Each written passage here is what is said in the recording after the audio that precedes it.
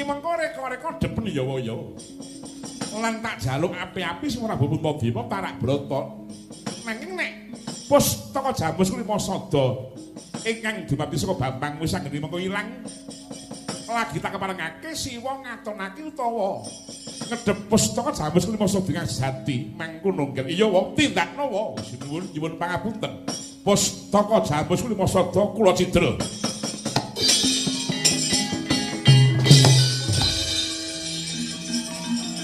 Ayo apa salah. Wah.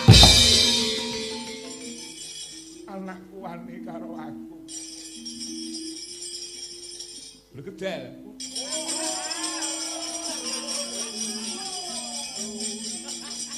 Bomo. Ora ning anakku jenenge bergedel iki.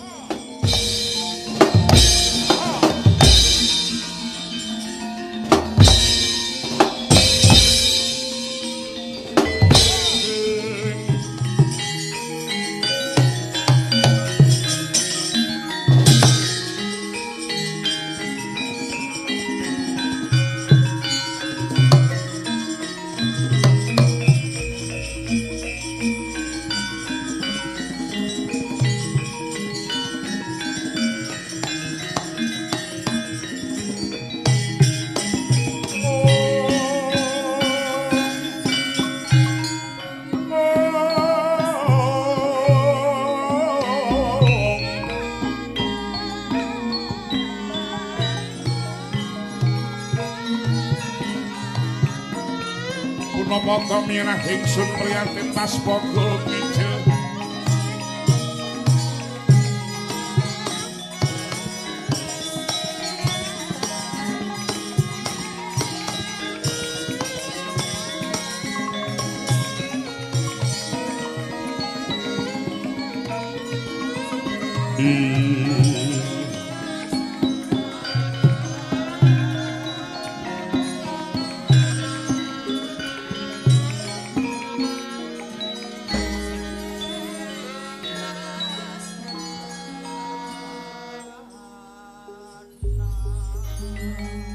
bermara mangus wong ngambrengeng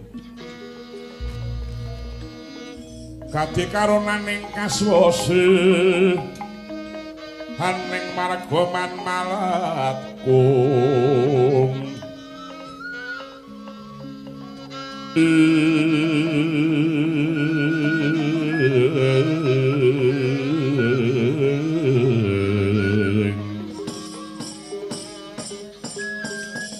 jagat pasesane Bathara wayah Bathara jagat kadangku Dimas Janaka ingkang sumusul marang pun Kakang nuninggih Koko Prabu sembah bekti kula mugi kunjuk iya Yayi Janaka wis ndak tampa Kakang Semana prayogakna lungguhmu nggih Gus sampun boten kirang sikitsa malih anggen kula marak ing abiyantara kula ndara kula Prabu Puntadewa Dimas Janaka tumuli matur kang prasaja dene iki si adis saka endi Yayi Estring manah kula namung badhe sumusul dhumateng paduka Kanjeng Koko Prabu anggenipun anggayuh wujuding wahyu ingkang sinebat wahyu mustika waji mangkono Yayi nuninggih Yayi Srana kang trempuh nggone bakal gayuh wahyu ki mau sepisan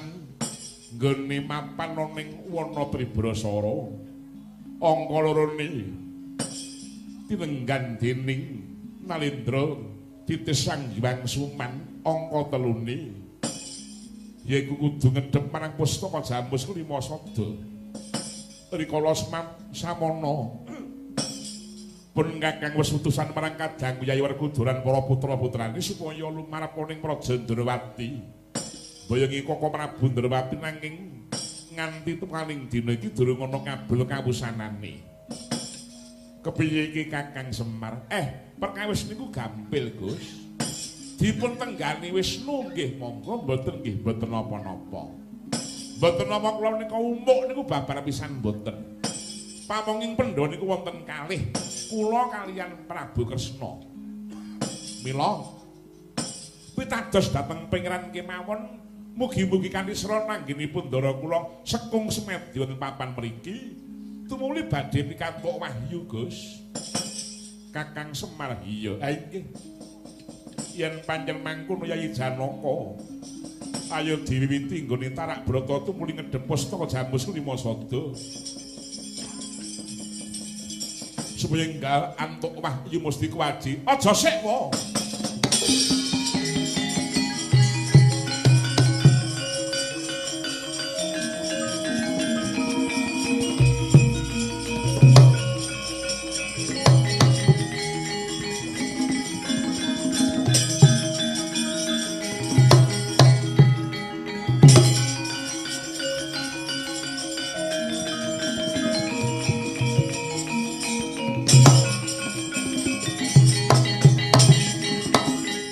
Gonjang Kanjeng langit kelap-kelap katon uler kinin sang alis risang mawe gandrung hing ora pangling putra kuwi ngarga Dahana Bambang Wisanggening ingkang prapta aku sing prapta sembahku bae tumuli tampan Ranawa. Ya nggih wis anggene wis ndak tampa Rama Janaka bektiku wae. Iya nggih wong bagus. Bambang wis anggene. Sira sendi. Aku mung sengaja ngulat-ulati para pepundhen Pandhawa nggone dumunung ning papan kene. Wah. Apa bener Siwa Baka Tarak Brata tumuli dina iki ngedhep pustaka Jambus Lima Sada srana nggayuh wahyu. Panjenengan mangkono nggih. Aja miwiti sik ya wa. Ana apa nggih wong bagus. Wangune ana dulur sing serik penggalihe.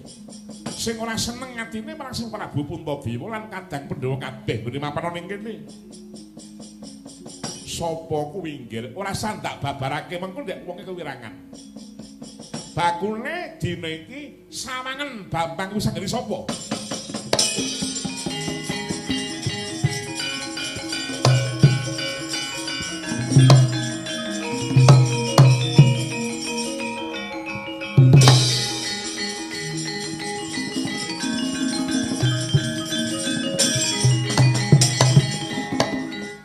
Wisanggeni jeneng sira mimba dadi pustaka Jambus Lima Sada. Iya.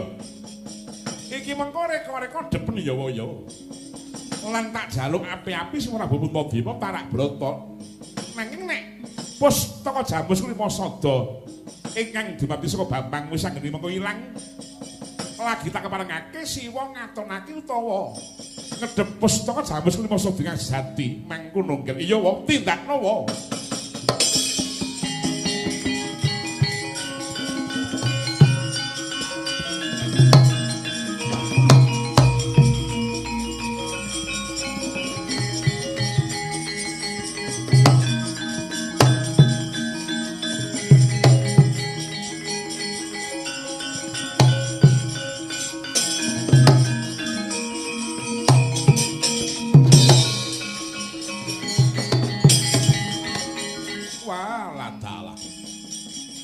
Wangune para Pandhawa sekung nggone Subrata ngedhep pustaka Jambus Lima Sada. Luwih gampang nggonku bakal nyidra marang wujuding pusaka iki. Aku alaku palimunan. Ora sadingah menungso ngerti kang dadi lakuku. Sinuwun nyuwun pangapunten. Pustaka Jambus Lima Sada kula cidra.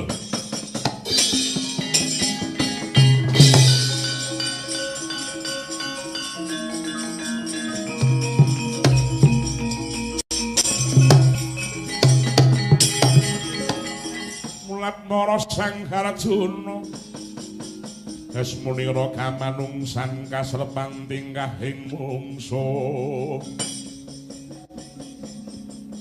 niran padha kadang ing Dimas Janaka wonten pengendi kowe ngadhawuh ka Prabu bener apa kang dadi pengendi kali putraku si Bambang Wisanggeni yektine ana dulat moko kang nyidra marang Pustaka Jambus Klimasada. Tujune Pustaka Jambus Klimasada dumadi saka Bambang Wisanggeni. Ha inggih Gus. Naluri menapa dados aturipun Gusti kula Bambang Wisanggeni. Monggo nembe dipun parengaken ngedhep Pustaka Jambus Klimasada ingkang sejati. Lan tumuli tarak brata meniki Kakang Semar Hiya.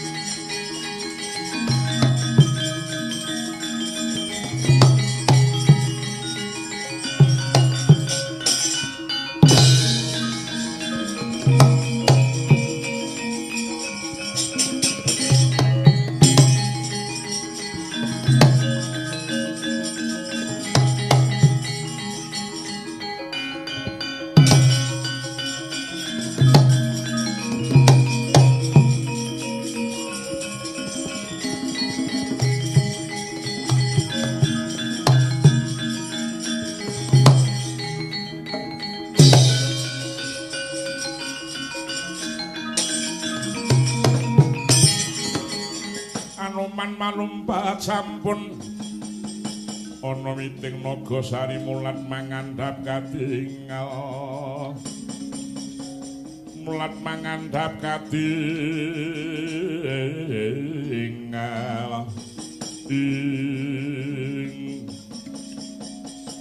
Anoman kadiparan pawartane nggonmu tak utus nyidra Pustaka Jambus Klimasada sinuwun pangestunipun paduka ingkang sinuwun sampun kasembadan menapa ingkang dados dawuh panjenengan monggo kula aturi nampi Klimasadanipun sinuwun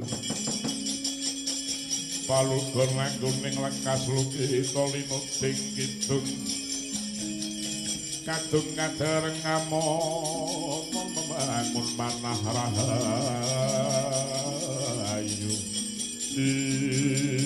ya iki sing tak kalemake Anoman. Gandeng sampun purna kewajiban kula pareng kula nyuwun pamit. Nyuwun tambahing pangestu. Ya, matur nuwun ya Anoman.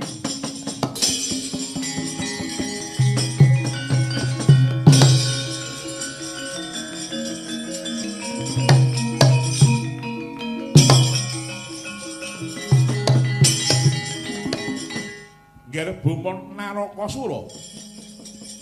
Wonten pengandika ing dawuh Rama Dewaji. Kasembadan jeneng sira bakal napa wahyu.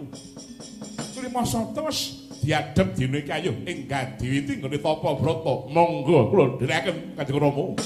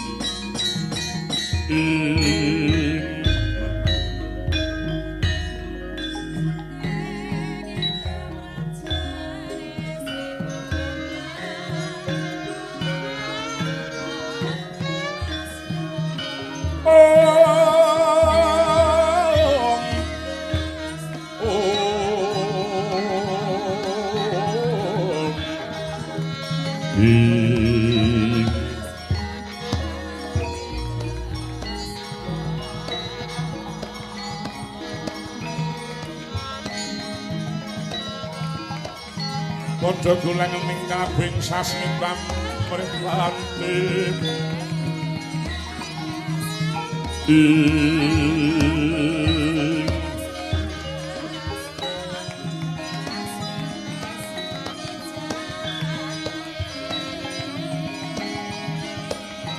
aja pijar mangan Indra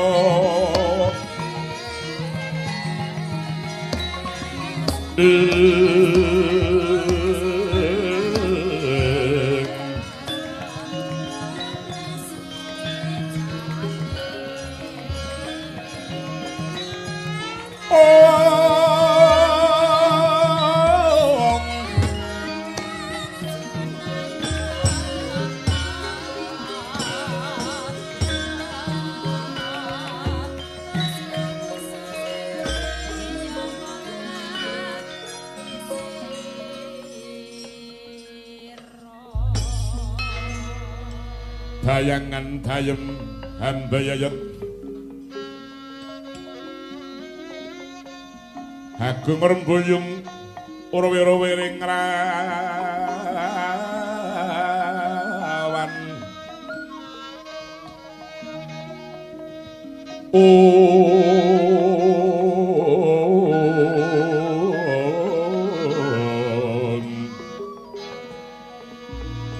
para karuduri karundang gondang kedondong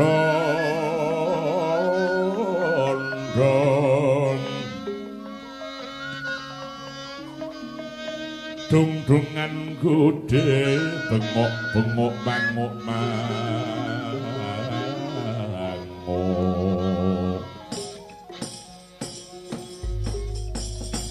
omawik namastu namasidam sidaratu tahastu hastu kaki Bathara Danumaya winanting kamulyan prapta kita Danumaya ning ngarsa ulun dina iki nggih Danumaya pangestunipun paduka pukulun minujeng lampah kula sembah bekti kula mugi kunjuk pukulun Sang Hyang Manikmaya iya nggih ulun tampa akalya bungah penggalih ulun dalah Danumaya winanting kamulyan prapta kita nggih Danumaya wilujeng lampah kula sembah pangabekti kula mugi kunjuk pukulun Sang Hyang Naroda ya wis ulun tampa nggih kaki Bathara Danumaya aja kagiat ing penggalih kita dene jeneng kita ulun piji mangarsa ulun dina iki nun inggih pukulun dosa kula menapa lepat menika menapa paring tumuni paring dawuh lan kapatrapana pidana dhumateng titah pujangkara kula pun Danumaya kita kuwi mau minangka dadi pengawakaning Wahyu Mustika Aji wis wahyuaning mangsa kala Wahyu Mustika Aji iki mau kudu tumurun ning Madyapada jeneng kita mudhuna ning Madyapada ngupaya panitisan ingkang sejati ya sejatining panitisan yaiku titah ingkang nggone Prabrata mapan ning telenging wana Tribrasara angka lorone nggone Prabrata ngedhep pustaka Jamus Klimasada dina angka 3 trenggan dening pukulun Sang Hyang Bathara Wisnu utawa titis Sang Hyang Suman yen ora titis Sang Hyang Suman ya panjamaning pukulun Bathara Ismaya kang mangkono nggih Danumaya jeneng kita tumuli tata siya goeng dene saweging gati mangkono hambak satriya mung kaprikan kaesti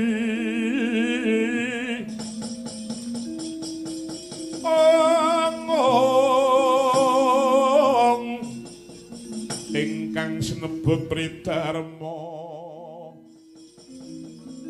wajib melu hanggondeli gung mulat sarira sanggup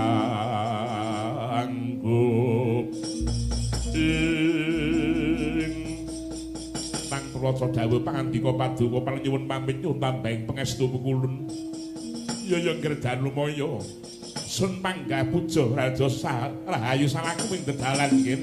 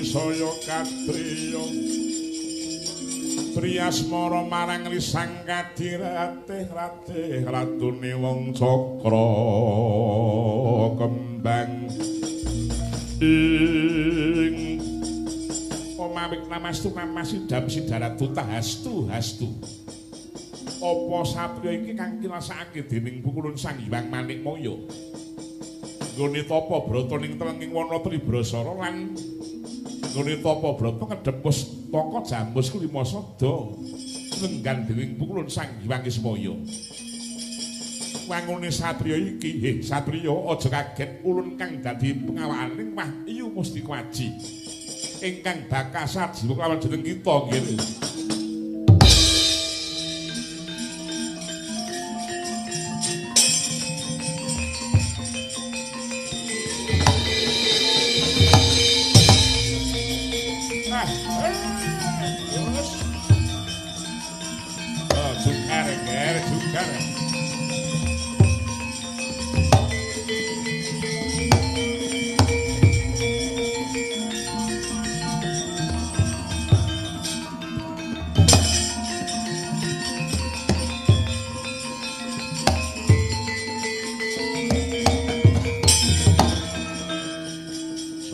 Koden prayitna semri sambali titi tundha gagak ngarang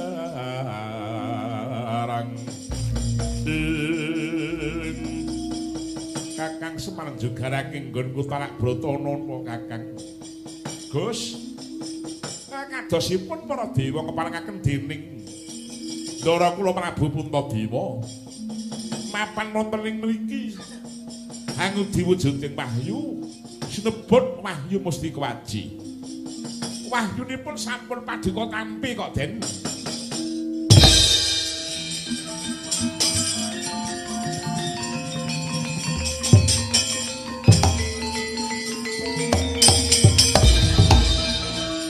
mangkono Kakang Semar nggih nanging Kakang Koko Prabu Ndrawati durung rawuh paginiya panjenengan ingsun wis nampa wahyu.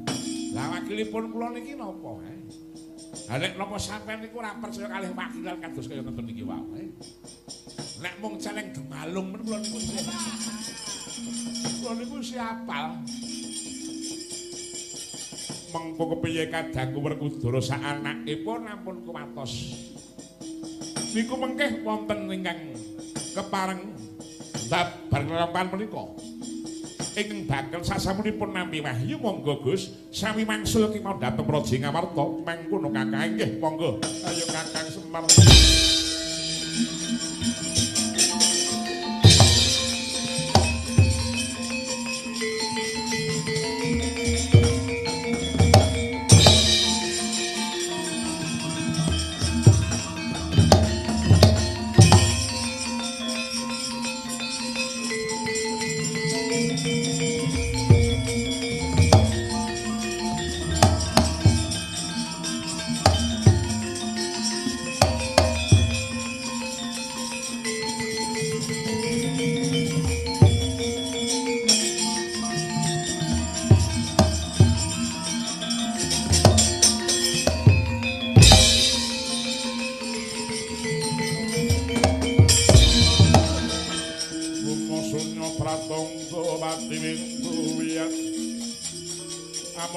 Gumampang maletik mancolot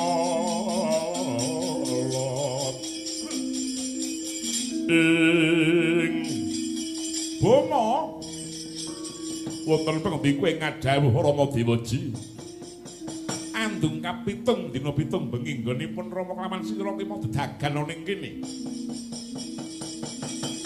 nggone tarak brata ning papan kene sarwi amusti senjata kalima sada suprandene wahyune kok durung tumurun ya nggih. Lah nggih menika kados pundi menika Rama? Menapa dewa menika mboten adil? Ya. Yen pancen Dewa Rade tak enteni suruping surya.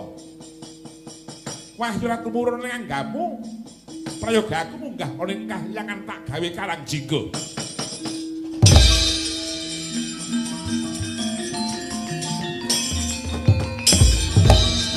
Konsap nalika samono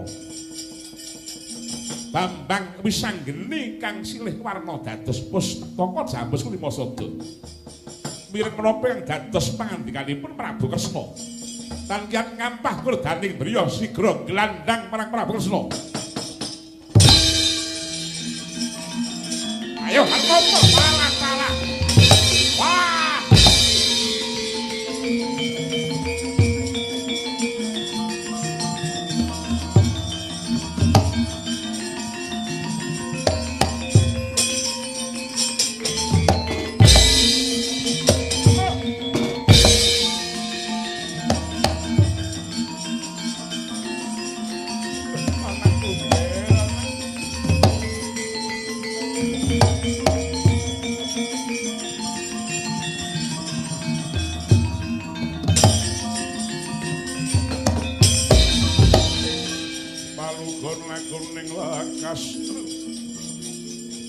Lokita linuding kidung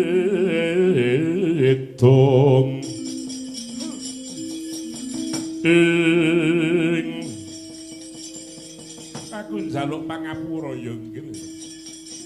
Mamakmu mung ngidak ning tata krama nungkak krama niti tanpa ngerti yen ta pustaka Jambus Klimasada jebul tibaning pada jeneng sira ingkang mimba. Ayo nek nganti lakon kene kawon wong tuwa sing tak ula-ula dawa dene iki. Aja ngiraku kapok. Oh alah, wow. Kowe mung nuruti marang kareping anak sing kurang pernah. Bocah ki mau ya diuja kena ning nonton-nonton kaya ngapa tekone. Wong Kakang Bomo rambet jaji kok mbok dombani ora murka mengko munggar marang Angkara murka. Kapok apa ora? Apa plek sotke dadi cacing. Aja ngira-ngira. Aku kapok ngiraku ora bakal bali tumindak kowe ingkang sasar susur kuwi mau. Nek wis kapok saiki Siwa Prabu Kresna kudu bisa nemokke marang satriya telu kang rikala semana mbok balang-balat. Lho, sapa? Kok kumbi sapa meneh iki apa? Gelem apa ora? Oh iya. Ayo melu pun wae dina iki nggih.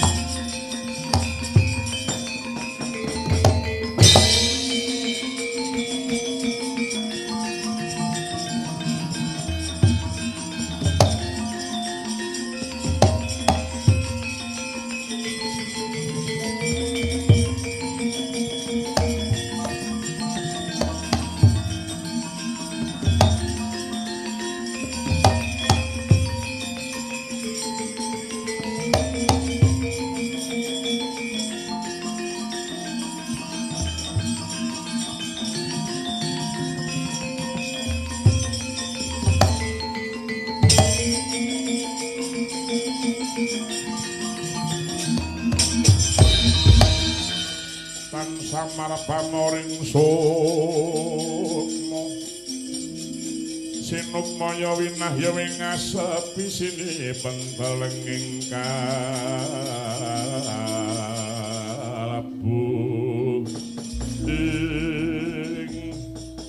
iki wakmu kelawan kang kakangmu semono Dimas Setyaki. Lho tenan to ning gluntung ning pinggir kali nganti kaya yoga kawanen. Sakit ngarep dhewe teh kaya lalen kaya ngono ki mau. Oh alah, wong tegemen kowe wae. Yen pancen panjenengan Titis Wisnu. Wong telu iki mengko pulihna. Tangekno utawa dina iki disadani. Oh iya. Tak ungkuli kembang Wijaya Kusuma kowe padha tangiya.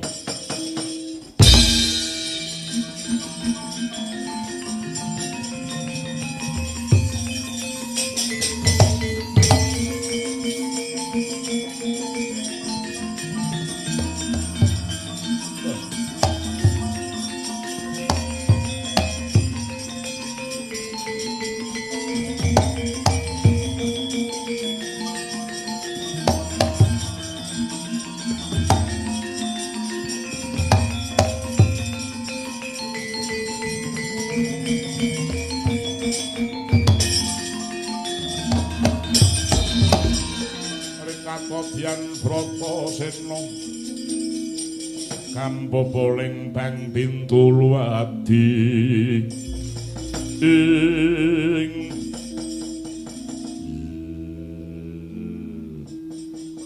Kresna kakangku. Iya Yayi.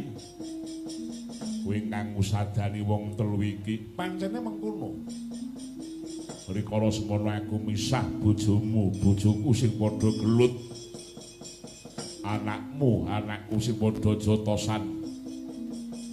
Kan prasangkan paraning bilayo nanging Garuda nempuh marang bebadanku. Samemah aku kontal kaprapal demi boning papan kene. Boro-boro kok ning ngarepku ning kowe iki mau narani piye? Inggih kados pundi menika Prabu? Kados pundi menika wa? Piye nggih wis sanggeni bloko wae. Wong jujur ki pancene pahit ning kabeh ki mau. Tanpa manusa sing jujur, negara ki remuk kabeh. Oh iya nggih. Werkudara lan Setyaki. Pancen aku ngakoni luput rikala semono aku ndombani anakku Bima Satemah. Kowe wong telu iki tak balang angin Garuda konta kaprapal nanging pakartiku kangge mangono ki mau kadenangan dening Bambang Wisanggeni Satemahku dielingake. Nek ngono kowe sing balang-balat karo aku. Iya. Yen kowe mateni aku paten ora apa-apa. Ora-orane aku seminggal aku sisip ngene nangis. Wong gerang gembeng. Menuruti karepe-karepku sing kurang pernah kan ganggu bakul balake iki. Wong kono sing wagule nangis ngono kok. Aku njaluk ngapura ya Di, sampeyan menawa coba baleni. Baleni, awas kowe. Nek cah cilik ngincim lho. Ayo Yayi, gegandhengan Kengoraka Prabu Puntadewa ingkang bisa nampa wujuding Wahyu Mustika Waji. Ayo makumpul kelawan para kadang Pandhawa dina iki. Ayo.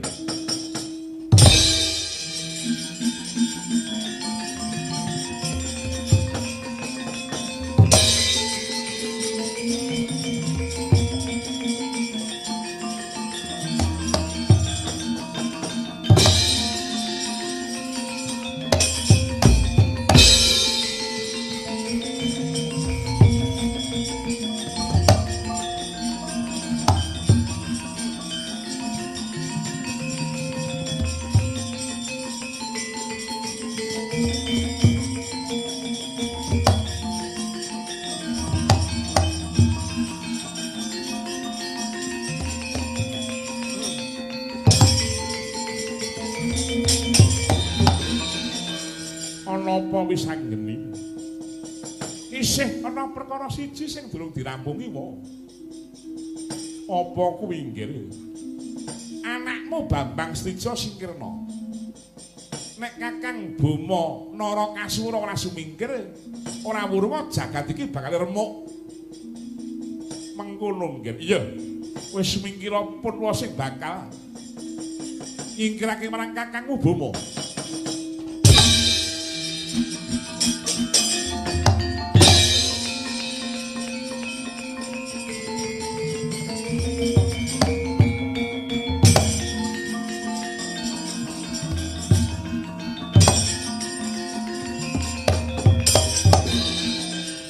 Kaki Bama kados pundi menika Rama Dewaji?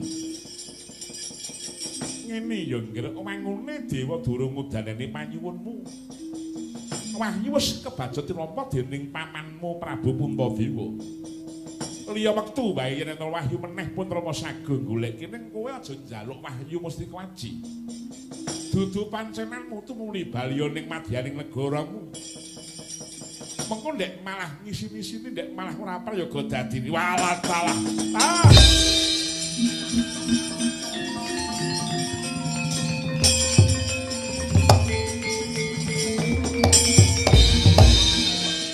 Jagake ngoyo-oyo malah mletho iki piye? Wong tuwa piye? Ora sudi aku nyembah sidane pekarepanmu. Ben itu ing dina kalungguhan iki kowe dudu wong tuaku ning mungsuhku. Oh iya.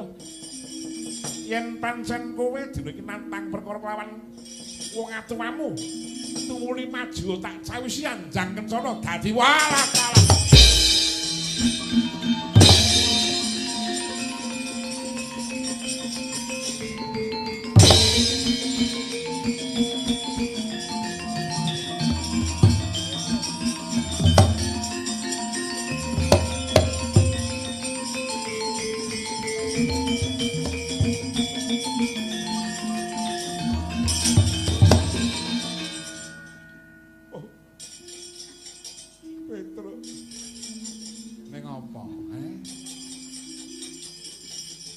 Ngerti lakon iki.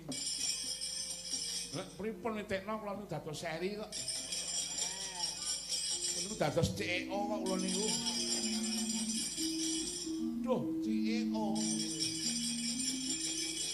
Anakku wani karo aku. Lho gedel.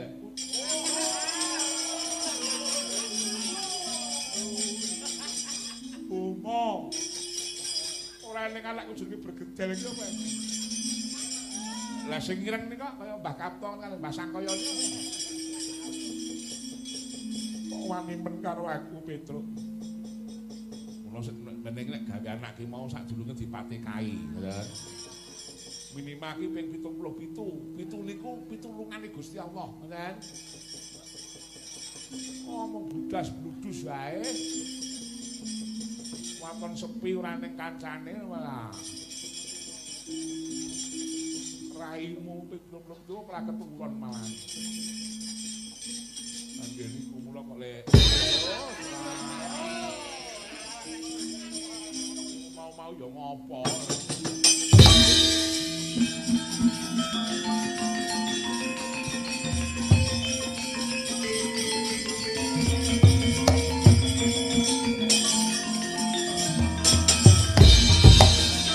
Kudara ora panglihan sak ugraya ora nrimake wirange ratu Gustiku nyotungkak kowe gagelaken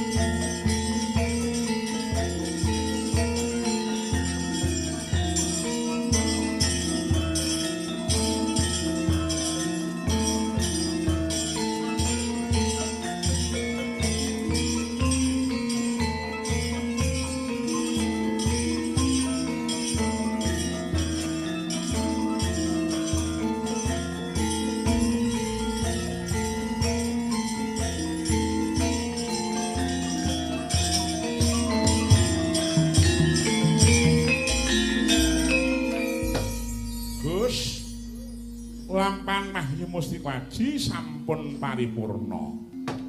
Kula namung sadherma nggone panyuwunipun Bapa Semadi tuwin Ibu Sukarni Mugi-mugi kekalipun pinaringana karahayon katentreman kawulijengan rahayu wilujeng pinaringan bagas waras sehat pinaringan rezeki ingkang agung mulya saturun-turunipun.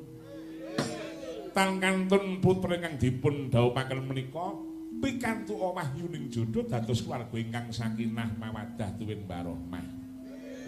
Mas Rafabit Maulana dados tiyang ingkang bener tur nggih bener.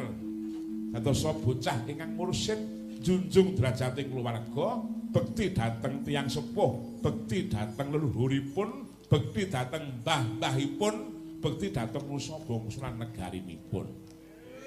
Kula sakanca nyuwun pamit, matur nuwun dhateng Pak Sumadi. Ginipun miji kalian kula nyuwun pamit wangsul kula saking mriki dumugi griyanipun piyambak-piyambak pinaringan wilujeng, pinaringan slamet. Para pamirsa sami remen anggen kula menika nindakaken pakaryan menika sedaya dipun welasi dipun nasihi dening para penanggap tuwin para pamirsa sedaya. Lepating atur kula nyuwun pangapunten kanthi panutuping atur akhiru kalam wassalamualaikum warahmatullahi wabarakatuh.